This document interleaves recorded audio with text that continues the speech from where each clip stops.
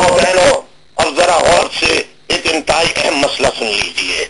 یہ ہے بلوچستان کے حوالے سے، وہ کہ خواتین کی ریلی ہے، لیکن ملک کے ہر مسئلے میں چاہتا ہوں خواتین اپنا عمل اور کردار حصہ ادا کریں. ارباب اختیار کی مسلسل غلط پالیسیوں اور بلوچ عوام کے حقوق کی آواز کو طاقت سے دبانے کی روش نے آج جغرافی کے لحاظ سے پاکستان کا سب سے بڑا صوبہ بلوچستان کو اس نتیجے پہ لا کھڑا کیا ہے کہ وہ اب علیحدگی کے دھانے پہ کھڑا ہے. بدقسمتی سے ہم آج بھی اس حقیقت کو تسلیم کرنے کو تیار نہیں کہ حقوق سے محرومی کا عمل لوگوں میں احساس محرومی کو جنم دیتا ہے، جو وقت گزرنے کے ساتھ ساتھ بے گنج میں بدل جاتا ہے اور پھر معاملہ کسی واضح و نصیحت سے حل نہیں ہوتا. میں عرصہ دراز سے چلاتا رہا، چیختا رہا کہ بلوچوں کا مسئلہ حل کر دو، انہیں حقوق دے دو، ان پر ظلم بند کرو، ان پر آپریشن بند کرو. بلوچستان میں لوگ لاپتہ ہو رہے ہیں، اس عمل کو بند کرایا جائے، لاپتہ لوگوں کو بازیاب کرایا جائے. جگہ جگہ بلوچوں کی لاشیں مل رہی ہیں، پھر آپ ان کو پاکستانی بننے کا درس کس طرح دے سکتے ہیں؟ آج بلوچستان کی جو صورتحال ہے، آج بلوچستان کی جو صورتحال ہے اس کی وجہ سے دوسرے ممالک کی پارلیمنٹ میں بلوچستان کی آزادی کی قراردادیں پاس ہو رہی ہیں. کیا اب بھی ہمارے دانشور، قلمکار، شعور، سمجھدار لوگ وہ کیا اب بھی ہوش کے ناخن نہیں لیں گے؟ کیا اب بھی ہمیں نہیں جاگنا چاہیے؟ میں کب سے چلا رہا ہوں، 10 سال سے گورننس کانفرنس کر رہا ہوں، لوگوں کو بلاؤ. اب بہت دیر ہو چکی ہے، اب اس سے زیادہ بڑے فیصلے کرنے ہوں گے. بلوچستان کے لوگوں کا اعتماد پاکستان کے حکمرانوں پہ سے اٹھ چکا ہے. بلوچستان کو قائم رکھنا ہے پاکستان کے ساتھ تو جرت مندانہ اور بڑے فیصلے کرنے ہوں گے، اور دل پر پتھر رکھ کر ان کے تمام جائز حقوق انہیں دینے ہوں گے، دینے ہوں گے، دینے ہوں گے.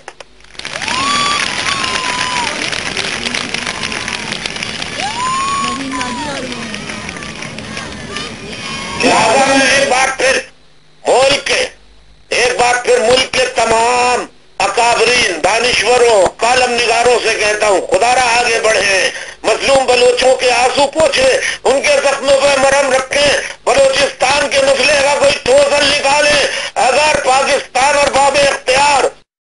پاکستان کے ارباب اختیار اور اکابرین دانشوروں نے بلوچستان کا کوئی ٹھوس حل نہیں نکالا تو ہم خاکم بدہن کہیں بلوچستان کو. I would like to say a few words in English for the foreign journalists, reporters, and if any member of the diplomatic corps is present here and there, note it down please. This is the appeal of the MQM and Altaf Hussain. Please respect all the women. Allow women their due share in all walks of life. Gender equality. Gender equality implies a society in which men and women enjoy the same opportunities, the same outcomes, the same rights and obligations. in all spheres of life. An important aspect of promoting gender equality is the empowerment of women, with a focus on identifying and redressing power imbalances and giving women more autonomy to manage their own lives. Equality between men and women exists when number A, both the sexes are able to share equally in the distribution of power and influence. B, when both the sexes have equal opportunities for financial independence through work or through setting up businesses.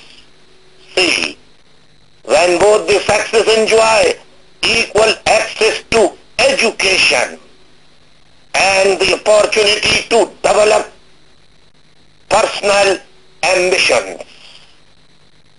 نے assembly میں domestic violence کے خاتمے کا بل جمع کرا دیا ہے اور میں حکومت سے مطالبہ کرتا ہوں کہ رحم کرو خدا را ان خواتین پر جو جیلوں میں قید ہیں، وہ اذیتوں میں مبتلا ہیں، ان کے ساتھ بچے بھی قید ہیں، جو معمولی مقدمات میں خواتین قید ہیں. خدا را انسانیت کے بنیاد